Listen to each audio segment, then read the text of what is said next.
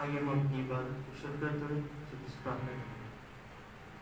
Hallelujah तारीफ तुम्हें का धन्यवाद करते हैं कि आपने हमें पूरे दिन को संभाल रखा। एक शब्द का दिन दिया आपने, हम आपका धन्यवाद करते हैं। अब हम सबके साथ हैं, जैसे हम इबादत में आगे बढ़ते हैं, सबके साथ चलो आगे इबादत आपकी ही मदद से चलाएं, आपके नाम से मांगते हैं। आमीन।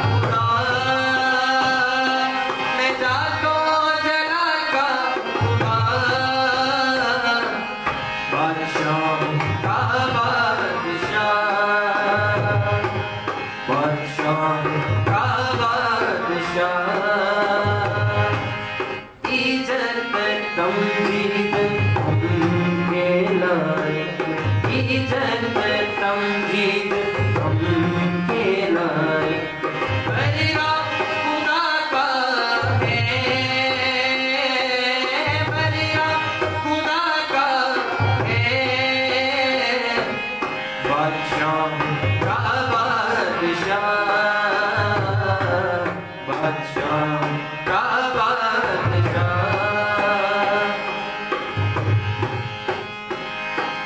खौफे खुदा में रहने वालों हमारे खुदावन की तुम हमद गाओ।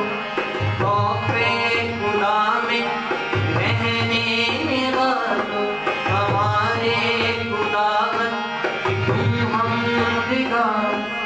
सच्चा वही है खुदा, सच्चा वही है खुदा, बादशाहों का बादशाह, बादशाहों का बादशाह। इज्जत तमजीद हमके लाए, इज्जत तमजीद हमके लाए। बलिया खुदा का है, बलिया खुदा का है, बादशाहों का बादशाह,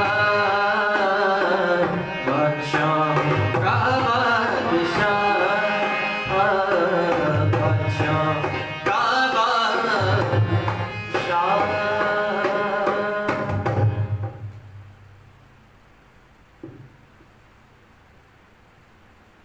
आइए हम अपनी गीतों की किताब से सॉन्ग नंबर 200 गाएंगे।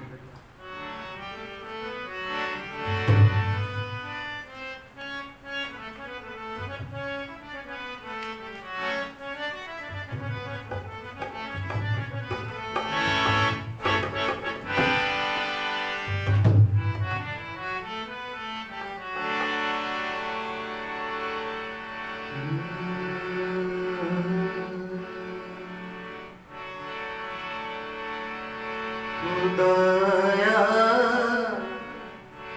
तेरी रूपों में भला बस के किधर जाऊं। हुजूरी तेरी तो छिपके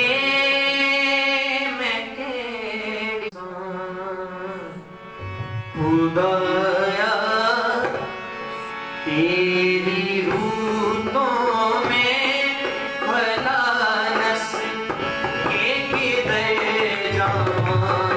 हुजूरी तेरी तो छिपके मैं खेड़ी तरफ लूं नसा। हुजूरी तेरी तो छिपके मैं खेड़ी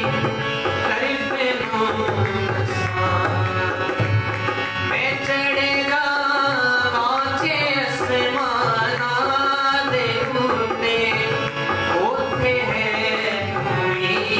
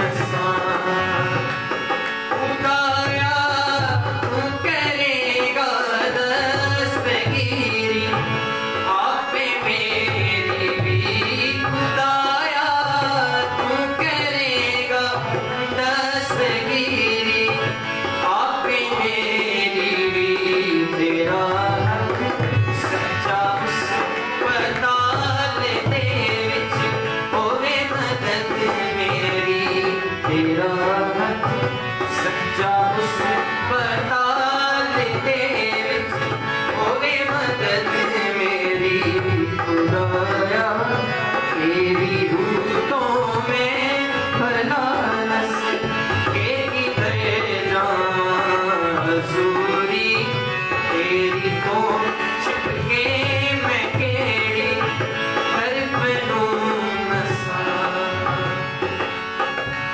जे मैं आके मैनू गुप हनेरा उड़ छिपावेगा जे मैं आके मैनू गुप हनेरा उड़ छिपावेगा मेरे दे हनेरा भी तलों चांद मैंने हो जावेगा मेरे दे हनेरा भी तलों चांद मैंने हो जावेगा खुदाया तेरी रूह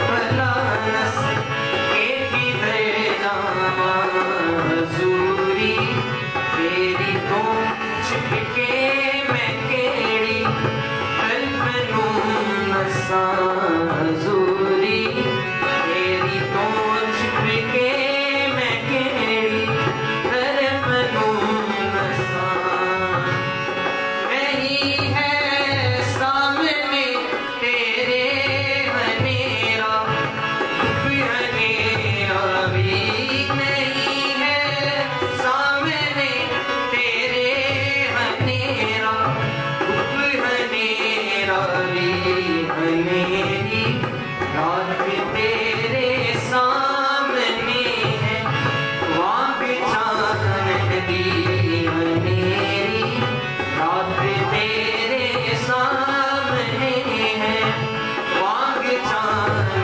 दी खुदाया तेरी रूतों में भला नस के किधर जावा हजूरी तेरी तो छिपके मैं केड़ी तरफ नूं नसा हजूरी तेरी तो छिपके मैं केड़ी तरफ नूं नसा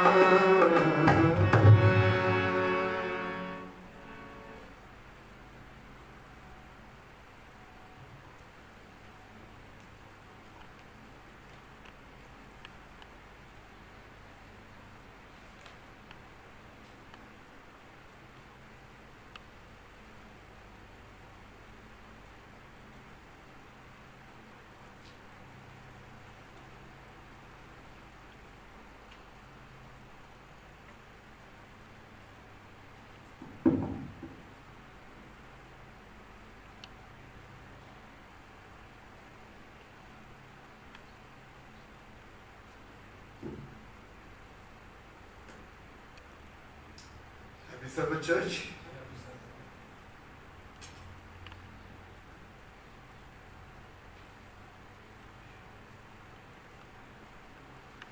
प्रभु को धन्यवाद देते हैं कि हम उसके घर में घुस सके। सो आइए इस इबादत को आगे बढ़ाते हुए आप मेरे साथ अपनी बाइबल को खोल सकते हैं। भजन संहिता 103 अध्याय और उसकी 1 आयत से लेके 5 तक पढ़ेंगे। हे मेरे मन यहोवा को धन्य कर और जो कुछ मुझ में है वह उसके पवित्र नाम को धन्य कर। हे मेरे मन यहोवा को धन्य कर और उसके किसी उपकार को ना भूलना। वही तो तेरे सब अधर्म को क्षमा करता और तेरे सब रोगों को चंगा करता। वही तो तेरे प्राणों को नष्ट होने से बचा लेता है और तेरे सिर पर करुणा और दया का मुकुट बांधता है। वही तो तेरी लालसा को उत्तम पदार्थों से तृप्त करता है जिससे तेरी जवानी अकाबों के समान नहीं हो जाती। आमीन। खुदावंद अपने वचन पढ़े और सुने जाने पर आशीष दे। सो आइए इस इबादत को आगे बढ़ाते हुए हम सब जन खड़े होंगे और प्रभु की महिमा के लिए भजन नंबर 41 आशीष तुझसे चाहते हैं इस स्वर्ग के पिता को मानते हैं।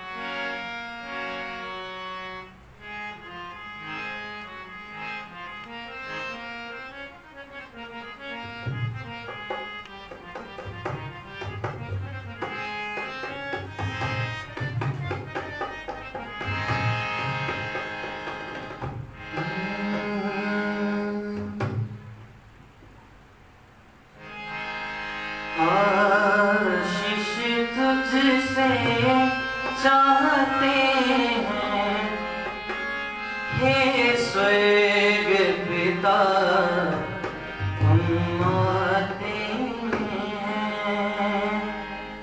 आशीष तुझसे चाहते हैं हे स्वर्ग पिता, हम आते हैं।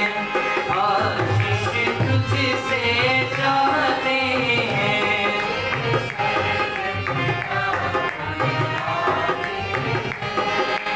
आशीष तुझसे चाहते हैं हे स्वर्ग पिता, आते हैं।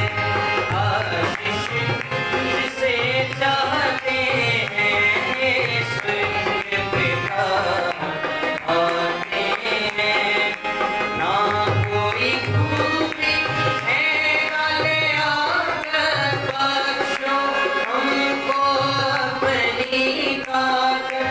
ना कोई खूबी है गले आकर बख्शो हमको अपनी ताकत।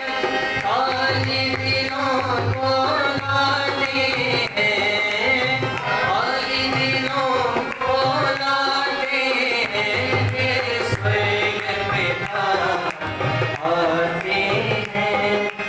आशीष तुझसे चाहते हैं हे स्वर्ग पिता, आते हैं। आशीष तुझसे चाहते हैं हे स्वर्ग पिता, हमने बहुत खताएं की हैं रहे निगम में दफाएं की हैं। हमने बहुत खताएं की हैं रहे निगम में दफाएं की हैं। शरीर से शरीर गिराते हैं, शरीर से शरीर गिराते हैं स्वर्ग पिता, आते हैं। आशीष तुझसे चाहते हैं हे स्वर्ग पिता, आते हैं। आशीष तुझसे चाहते हैं हे स्वर्ग पिता, आते हैं। हो शक्ति मान प्रभु जी, तुम्हारी शान यीशु जी। हो शक्ति मान प्रभु जी, तुम्हारी शान यीशु जी। हम तो सेना हम गाते हैं, हम तो सेना हम गाते हैं हे स्वर्ग पिता, आते हैं। आशीष तुझसे चाहते हैं हे स्वर्ग पिता, आते हैं। आशीष तुझसे चाहते हैं हे स्वर्ग पिता, आते हैं। आशीष तुझसे चाहते हैं हे स्वर्ग पिता, हम आते हैं।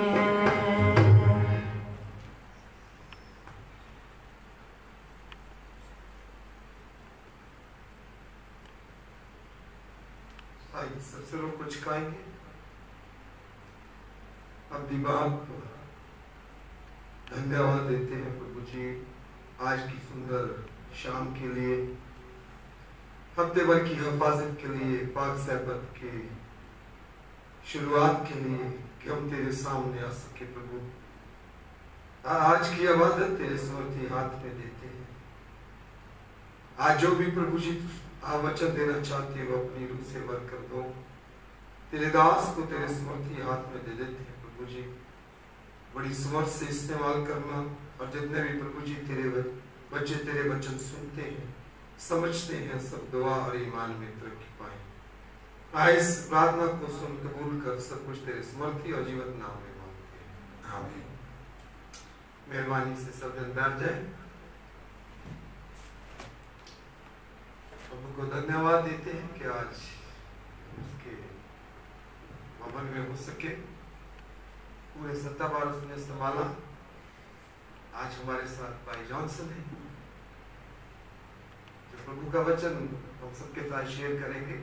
इससे पहले कि वो शेयर करें, मैं आप सबका स्वागत करता हूँ। खासकर हमारे बीच में बच्चे हैं होशियारपुर से, शेर, साइमन और शाइना, उनका साहिब का ये मैं स्वागत करता हूँ चर्च की तरफ से। और जितने भी हमारे भाई बहन हमारे साथ फेसबुक के माध्यम से जुड़े हैं, ऑनलाइन हैं, मैं उनका भी स्वागत करता हूँ और उम्मीद करता हूँ कि आप अपने अपने घरों में प्रभु यीशु मसीह में महफूज होंगे, तंदुरुस्त होंगे और सहबत में उसके साथ बने होंगे।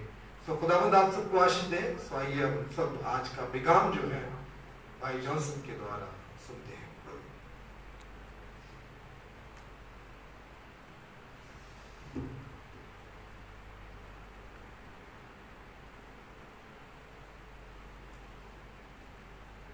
खुदावंद खुदा का मैं बहुत ही शुक्रगुजार हूँ कि आज आप सबके बीच में आज परमेश्वर का वचन बांटने का अवसर प्राप्त हुआ है। अपने चर्च के पास्टर जी का मैं तहे दिल से शुक्रिया अदा करता हूँ जिन्होंने आज मुझे आप सबके साथ संगति करने का और परमेश्वर का वचन बांटने का है। परमेश्वर उनको बहुत सारी आशीष देगा। और खासकर जो है हमारे सेक्शन के प्रेसिडेंट जो हैं वो भी हमारे साथ जुड़े हैं, मैं उनका भी तहे दिल से शुक्रिया अदा करता हूं। और जो भाई बहन हमारे साथ फेसबुक मीडिया के द्वारा जुड़ रहे हैं, मैं खास करके मीडिया डिपार्टमेंट जो हमारे चर्च का है जिसकी देखरेख जो अध्यक्ष कर रहे हैं, उनका भी तहे दिल से शुक्रिया अदा करता हूं कि उनके द्वारा ये संदेश ऑनलाइन भी आप सब तक पहुंच सकता है और आप उसे सुन सकते हैं, देख सकते हैं, जिससे कि आप अपने जीवन को परमेश्वर की नजदीकी से जोड़ सकते हैं। इस वक्त संसार जो है वो बहुत गंभीर परिस्थितियों से गुजर रहा है और मैं आपका ध्यान केंद्रित बाइबल की पुस्तक लूका में ले जाना चाहता हूं। सब कहते हैं कि लूक जो था वो बहुत ही सूझवान व्यक्ति था जिसने इस वचन को लिखा है और उम्मीद है कि हम सब भी इस सूझवान व्यक्ति ने जो संदेश लिखा है उससे सीखने की कोशिश करेंगे और अपने जीवन को तब्दील करेंगे। यहां अगर आप 18 अध्याय लूका की पुस्तक उसका 18 अध्याय में जाएं तो यहां इस प्रकार परिस्थितियां हैं कि थोड़ा ही समय था प्रभु यीशु मसीह का इस दुनिया में रह गया था, इससे पहले कि उन्हें क्रूस पर चढ़ा दिया जाता। और कहते हैं, बताते हैं बाइबल की प्रभु यीशु मसीह यरूशलेम से यरीको शहर की तरफ जा रहे थे। बहुत से लोग जो हैं जाते हैं यरीको शहर इजराइल में और ये शहर जो है बहुत ही सुंदर शहर है और बहुत ही कई चीजें यरीको में जो है वो बहुत लुभाती हैं टूरिस्ट को। तो बहुत से लोग यरीको शहर जाते हैं और कहते हैं कि प्रभु यीशु मसीह यरूशलेम से कहते हैं कि वो यरूशलेम जा रहे थे लेकिन वो यरीको शहर से वो निकल रहे थे ताकि वो यरूशलेम पहुंच सके, क्योंकि उनका समय जो है वो बहुत निकट आ गया था। ये कोई साधारण उनकी चाल नहीं थी। जब वो चल रहे थे हम नहीं जानते कि उनके मन में उस वक्त किस प्रकार के विचारधाराएं या विचार उत्पन्न हो रहे थे, परंतु उन्हें पता था कि मैं यरूशलेम में मेरे साथ क्या होने वाला है। जब वो यरीको से गुजर रहे थे तो तभी जो एक अंधा व्यक्ति जो है वो सड़क पर बैठा हुआ था। काफी सालों से ये व्यक्ति जो था वो वहां पे भीख मांगता था और उस भीख मांगने से अपना गुजारा करता था, हो सकता अपने परिवार की जरूरतें पूरी करता था। हम बाइबल इसके बारे में नहीं बताती, लेकिन वो कहती कि अंधा व्यक्ति जो था वो सड़क के किनारे बैठा था। जब उसने इस भीड़ को देखा, देख तो नहीं सकता था वो, लेकिन जब हजारों की गिनती में या 100 की गिनती में लोग चलते हैं तो उनके चलने के पैरों की आवाज आती है, उनके पद चिन्हों की। तो ये व्यक्ति जो यहाँ पे अंधा भीख मांग रहा था, उसे कुछ आश्चर्य हुआ, कुछ अलग महसूस हुआ कि कुछ तो आज अलग है कि बहुत सारे लोग जो हैं यहां से गुजरने वाले हैं।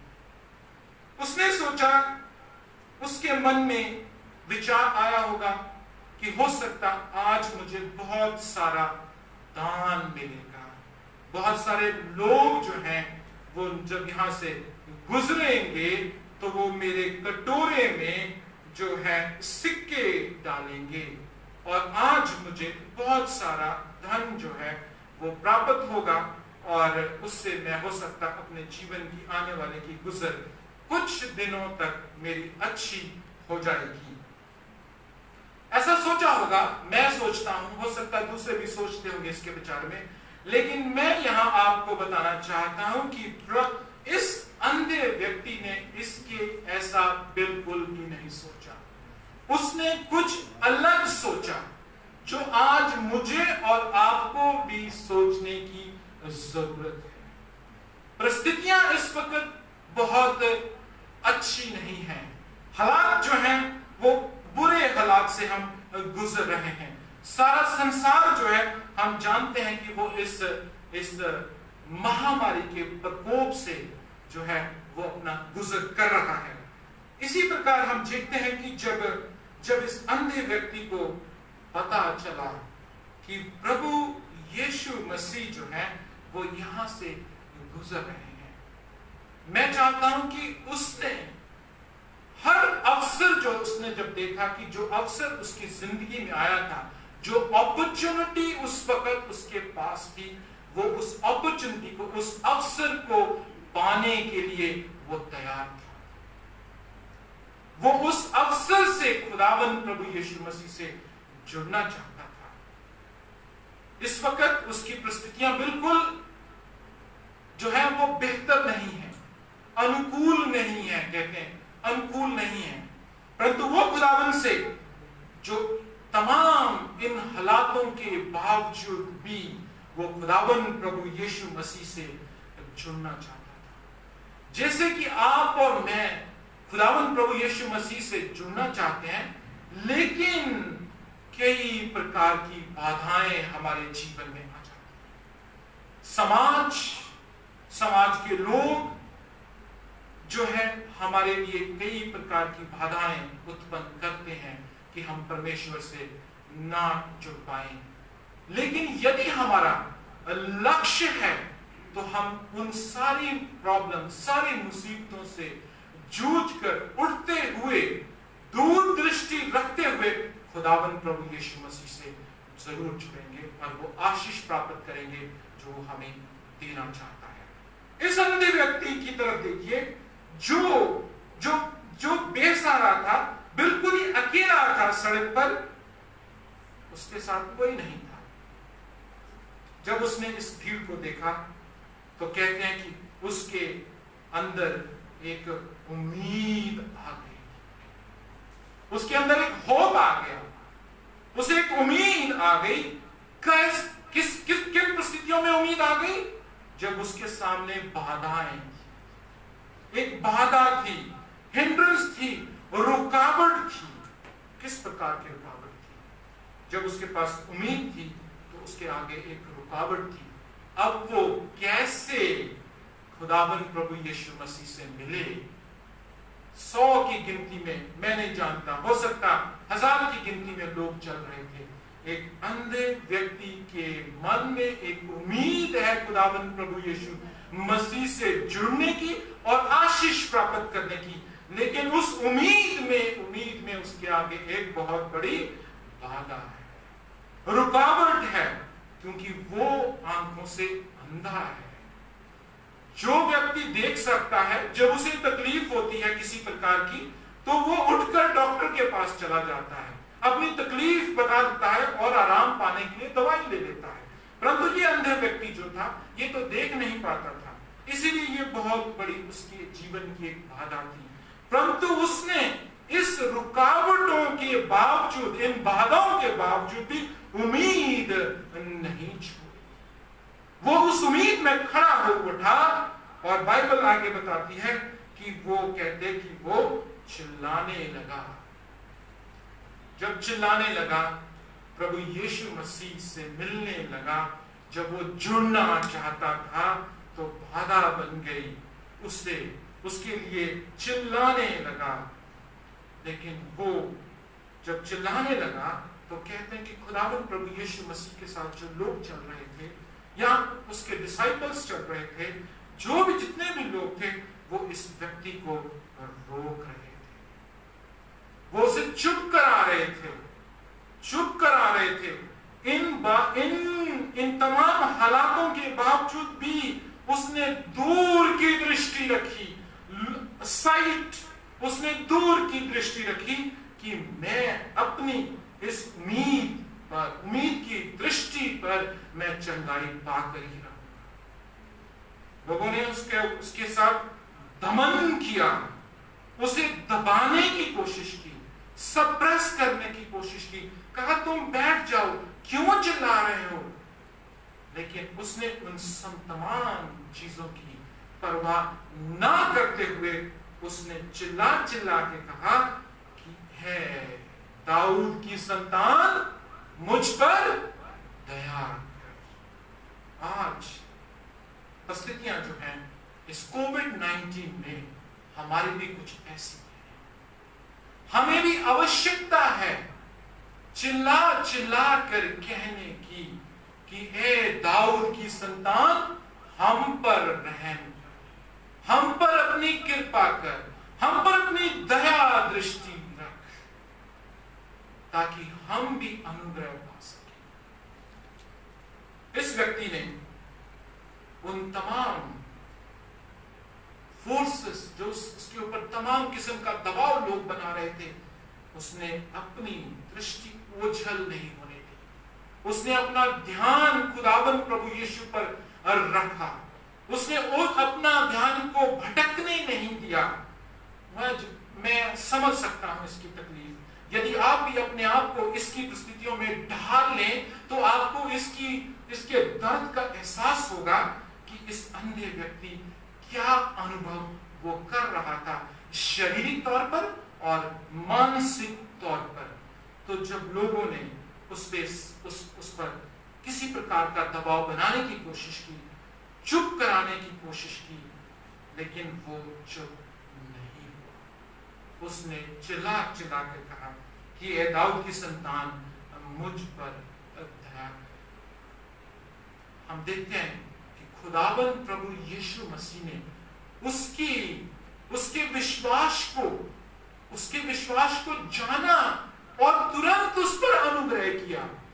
कहते हैं कि वो उसने आंखों की रोशनी पा ली और वो चंगाया हो गया और परमेश्वर की महिमा करने लगा।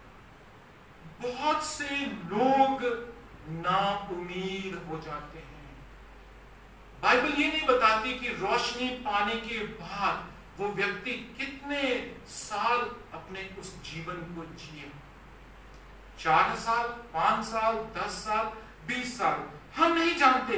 लेकिन वो बाइबल लिखती है कि वो अपनी आंखों की रोशनी पाने के बाद परमेश्वर के साथ कहते आनंद से वो आगे बढ़ा और उस काफिले में वो शामिल हो गया। मैं आपको बताना चाहता हूं भाइयों बहनों, आज इस प्रकार की परिस्थितियां हैं कि हम जो है उम्मीद जो है उसे छोड़ चुके हैं। बहुत से लोग छोड़ चुके हैं।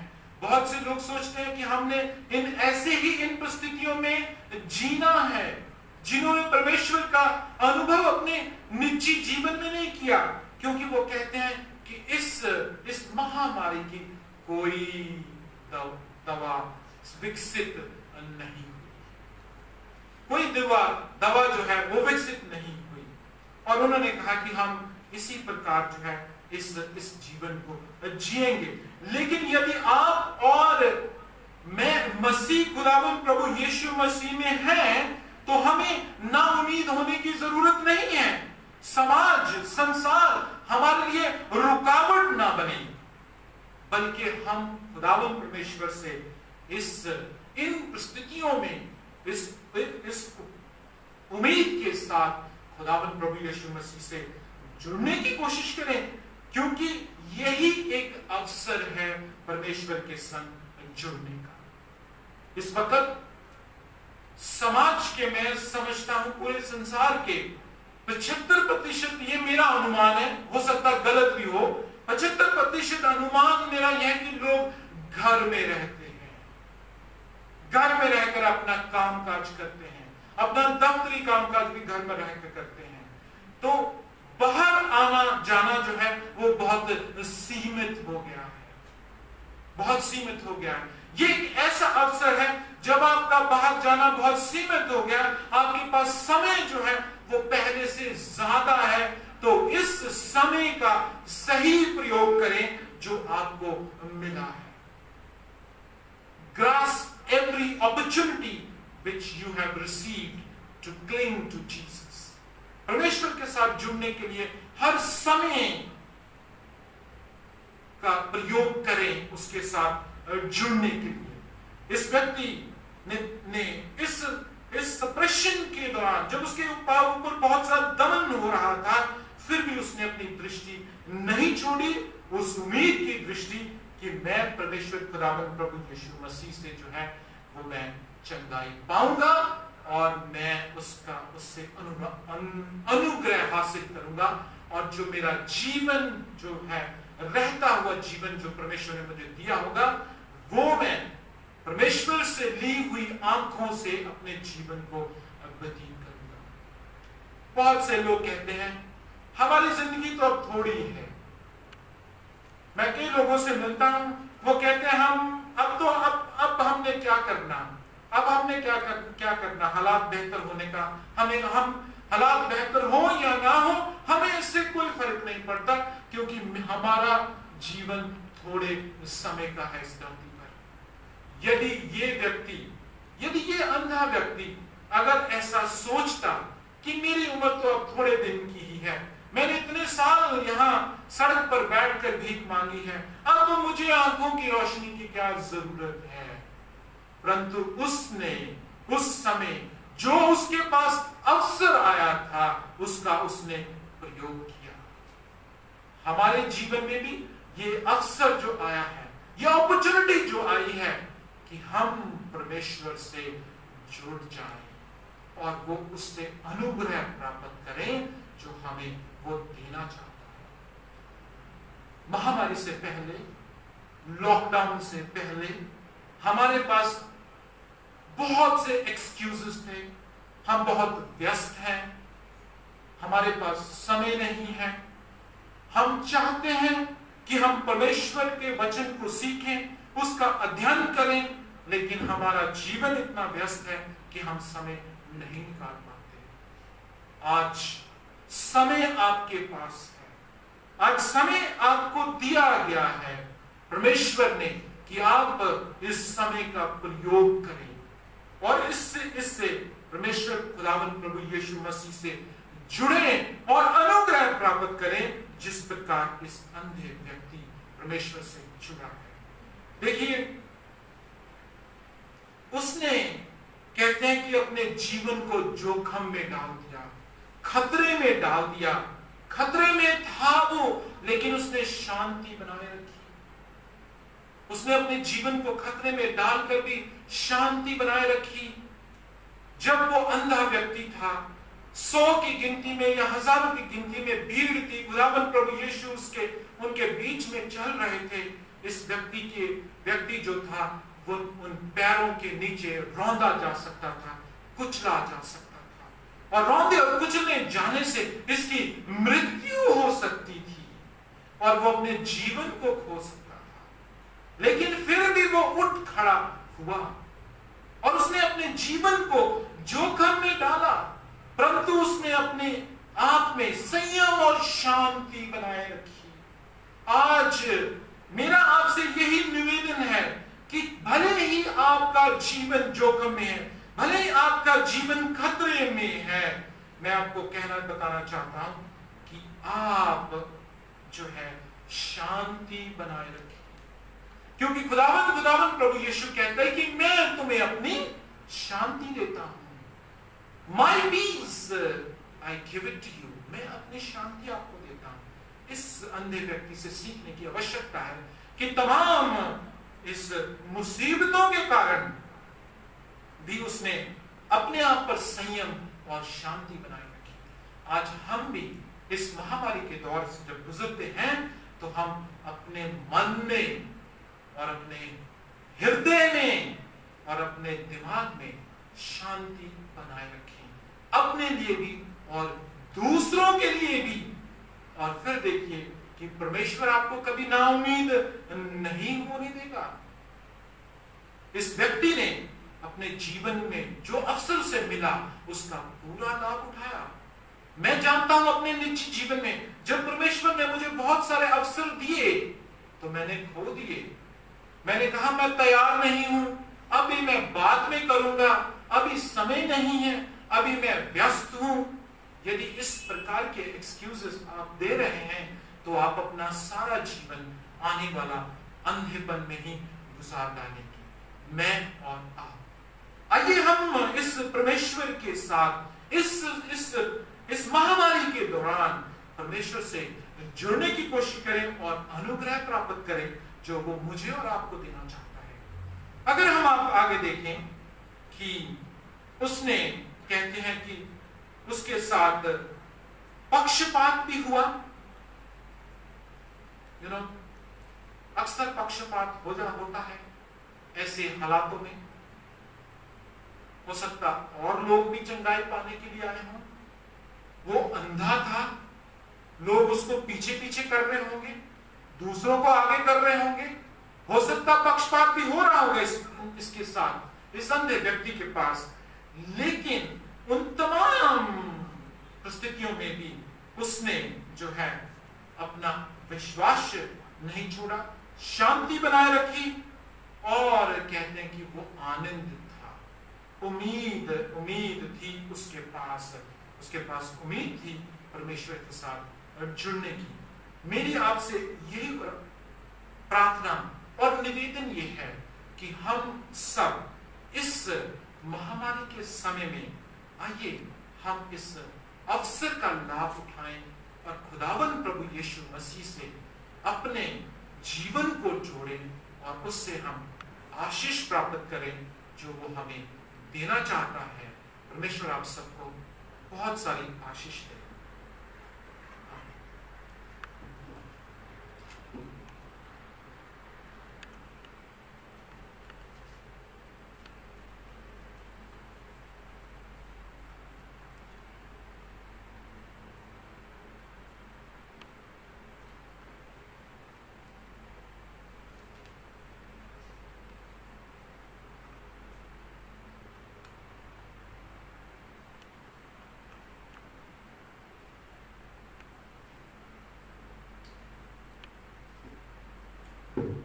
सब बोलेंगे आमीन। प्रभु को धन्यवाद देते हैं और खासकर भाई जॉनसन को जिनके द्वारा हमने अच्छे पैगाम को सुना और दुआ करते हैं कि प्रभु इसी तरह उनको इस्तेमाल करता रहे। सो आइए हम सब खड़े होंगे और प्रभु की महिमा के लिए आखिर में भजन गाएंगे।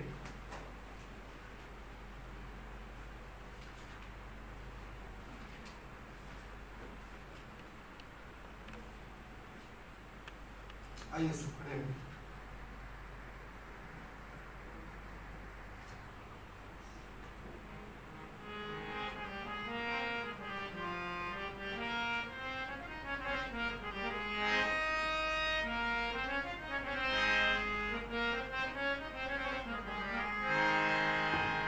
अपनी गीतों की किताब से सॉन्ग नंबर 264 गाएंगे।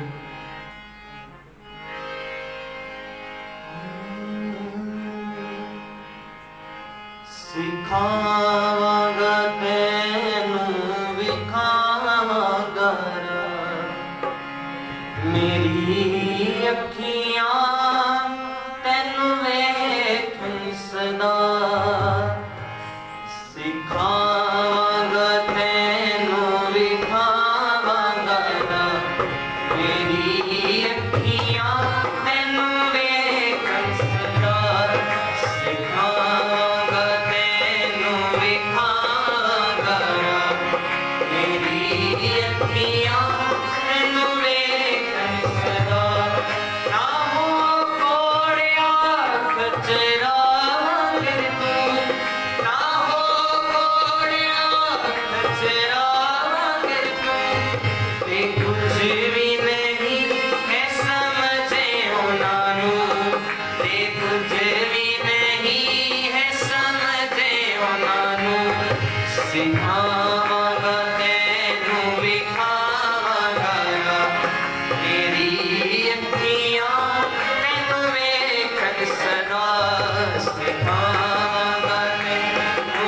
विखावांगा मेरी अखियां तैनू वेखन सदा लगाम तेरा गहयो ना दसा लगाम तेरा गहयो ना दसा ना ओरे देखा पूछियो ना देवार ना ओरे देखा पूछियो ना देवार सिखावांगा तैनू विखावांगा मेरी अखियां तैनू वेखन सदा सिखावांगा तैनू विखावांगा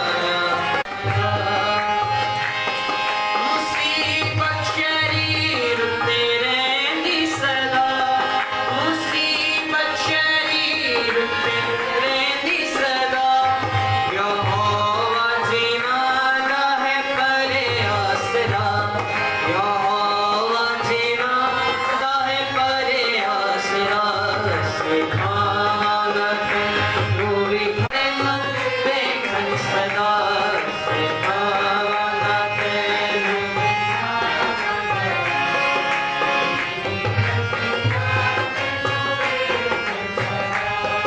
ओ दिल दी खुशी विच मेरे देने हां ओ दिल दी खुशी विच मेरे देने हां तेरा किरदा होना रहमत देना तेरा किरदा होना रहमत देना सिखावांगा तैनू विखावांगा मेरी अखियां तैनू वेखन सदा सिखावांगा तैनू विखावांगा मेरी अखियां तैनू वेखन सदा उसी साथ को सब सीधे दिलो उसी साथ को सब सीधे दिलो यहोवा दे विच मिलके खुशियां करो यहोवा दे विच मिलके खुशियां करो सिखावांगा तैनू विखावांगा मेरी अखियां तैनू वेखन सदा सिखावांगा तैनू विखावांगा मेरी अखियां तैनू वेखन सदा सिखावांगा तैनू विखावांगा मेरी अखियां तैनू वेखन सदा।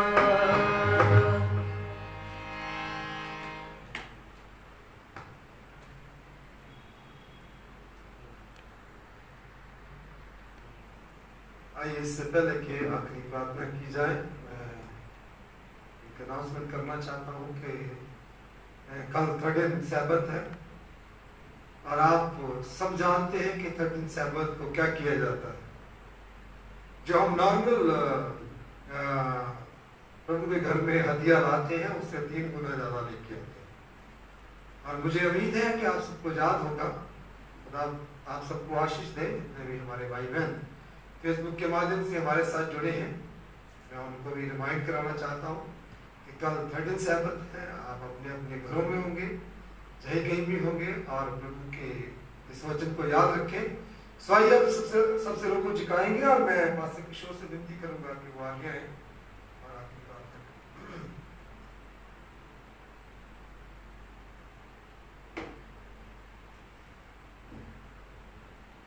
आइए हम प्रार्थना करें। संदा परमेश्वर, जमीन और आसमान को बनाने वाले हमारे सच्चे खुदावन, हम आपके बहुत ही शुक्रगुजार हैं कि आपने सत्ता पर हम सबको संभाला है, और धन्यवाद करते हैं खुदावन जबकि इस महामारी के समय में पैंडेमिक कोविड-19 जो कोरोना वायरस से एक बहुत भयानक बीमारी जो दुनिया के अंदर फैली है, जो बहुत बड़े से बड़े डॉक्टर जो खुदावन तो उसको नहीं संयम में कर सके, और लेकिन हम जानते हैं कि डॉक्टरों का डॉक्टर, हकीमों का हकीम, वैद्यों का वैद्य है, तेरे पास सब इलाज है। क्योंकि जैसे उस अंधे ने तुझसे पुकारा और कहा, हे दाऊद की संतान मुझ पर दया कर, खुदावन तूने उस अपने दास उस बेटे पर दया की और तूने उसकी आंखें सुजाखी कर दी। उस अंधे को फिर से वो आंखें दे दी ताकि वो दुनिया को देख सके। प्रभु आज भी हम अपने आप में खुदावन तेरे पास आते हैं कि जब इस महामारी में खुदावन तुझसे प्रार्थना करते हैं और दुआ करते हैं कि खुदावन तू वो दाऊद की संतान जो प्रभु यीशु मसीह हमारा उद्धार करता है, तुझसे पुकार के कहते हैं तू हम पर दया कर, हमारे पर अपनी करुणा कर, हम पर नहीं बल्कि सारी इस दुनिया पर जो खुदावन इस महामारी से जूझ रही है। और खुदावन जबकि आपने हमें ये मौका दिया है ताकि हम एक तेरे विश्वास में, एक तेरे प्यार में होकर, तेरी आशा में होकर प्रभु तुझसे अलग ना हो, बल्कि हम एक एहतियात के साथ, एक बचाव के साथ, जो हमें मेडिकल के तौर पर जो तेरा वचन हमें बचाता है उसका अस्त्र हम पहन ले, ताकि दुनिया के सामने हम गवाही का वसीला बन सकें। और हमें ताकत और हिम्मत दे ताकि हम प्रभु तेरे वचनों के अनुसार चले, और प्रभु हम अपने सरकारों के जो नियम उनको पालन करते हुए इस बीमारी को इस दुनिया से खत्म कर सकें। और जानते हैं कि हमारे में ऐसी कोई ताकत और कुव्वत नहीं है, बल्कि तू ही हमारा सच्चा और जिंदा परमेश्वर है, हमें चंगा करने वाला परमेश्वर है। और जब हम तुझसे दुआ करते हैं तो हमारी उम्मीद है कि तू हमारी दुआओं को सुनेगा, उस स्वर्ग से हमें उत्तर देगा और हमारे इस बीमारी को खत्म करेगा और हमारे जीवनों को चंगा करेगा और हमारे देश को और हमारी इस दुनिया को चंगा करेगा। और फिर से खुदावन तू उसी आशीष में उनको बढ़ाएगा। हमारी दुआ है कि जब आज हम शुक्रवार के दिन प्रभु आज तेरे सन्मुख में आए हैं, बात सबकी घड़ी में प्रवेश कर दिए हैं, खुदा हमारी दुआ है, हमारी प्रार्थना है कि तेरा फजल, तेरा रहम हम सब पर हो। जितने लोग अपने घरों में हैं, हमारे इस पैगाम को सुन रहे हैं और हमारे साथ प्रेज और वर्शिप कर रहे हैं, उन पर भी तेरी आशीष बरकत हो, उनको भी बहुतायत से आशीष करना। और कल जब हम पाक सबत में यहाँ पे 10:30 बजे खुदा फिर मिले, हमारी दुआ है, प्रार्थना है तो हम सबके साथ होना। और जितने भी लोग अब उस कार्यक्रम के लिए तैयारी करते हैं उन पर भी तेरी आशीष हो, जो लोग कल यहाँ पर आके तेरी संगति करते हैं उन पर भी तेरी आशीष हो, ताकि हम पूरी प्रशासन की जो नियम है उनके उसको मानते हुए तेरे सन्मुख आकर तेरे वचनों को भी माने और उस पर चलते हुए तेरे ईमान में बढ़ते जाएं और तुझमें चंगाई प्राप्त करके इस दुनिया के लिए हम गवाही का वसीला बन सके। एक बार फिर प्रभु इस तमाम आए लोगों को आपके पवित्र हाथ में सौंपते हैं, आपके पास बांध को तेरे हाथ में सौंपते हैं। जिन लोगों ने आज प्रभु यहाँ पर आए हैं तेरे वचनों को तेरे दास मिस्टर जॉनसन गिल्ड के द्वारा से सुना है, वो उस तेरे दास पर तेरी आशीष हो और सुनने वालों पर जिन्होंने हमें यहाँ पर इस गिरजाघर में सुना है, जिन्होंने मीडिया के जरिए से इस वचन को चुना है, वो हमारी जिंदगियों में वचन 60 गुना 80 गुना और 100 गुना फल ला सके, ताकि हम यीशु के नजदीक बढ़ सके, यीशु के पास आ सके और यीशु से बातें कर सके और यीशु से बहुत सारी आशीष प्राप्त कर सके, और ताकि इस दुनिया में हम संयम के साथ और शांति और प्यार और मोहब्बत के साथ रहते हुए लोगों को भी यही संदेश दें और कहें कि हम बहुत दुनिया के अंत में रह रहे हैं, क़यामत के नजदीक हैं। इसलिए हमें जरूरत है कि अपने हम गुनाहों से तौबा करें, अपने पापों को यीशु के पास लाएं, अपने पापों की माफी मांगे और हम उस अनंत जीवन में प्रवेश कर सकें। और जैसे हम प्रभु जानते हैं कि यीशु का आना नजदीक है, इसलिए खुदावन हम अपने आप को तुझे समर्पित करते हैं और अपने गुनाहों को मानते हैं, तेरे सन्मुख और तेरे सिंहासन के पास आते हैं और दुआ करते हैं कि हमारे गुनाहों और गलतियों और कसूरों को माफ करें। इसलिए हमारी इस दुआ को सुने, कबूल करें, क्योंकि ये सारी आशीष हमारे उद्धारकर्ता प्रभु यीशु मसीह के प्यारे और मीठे नाम में होकर मांगते हैं, आमीन।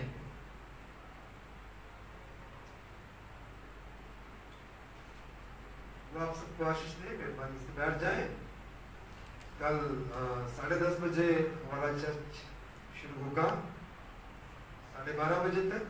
आप सबको विनती है कि अगर आप फेसबुक के माध्यम से जुड़ना चाहते हैं तो 10:30 बजे चर्च शुरू होगा। अगर चर्च आना चाहते हैं तो आपके लिए सही जगह का इंतजाम किया जाएगा और आप आ सकते हैं और खुदाबंद के वचन को सुन के अपने जीवन को सफल बना सकते हैं। खुदा आपको आशीष दे। Thank you so much. God bless you.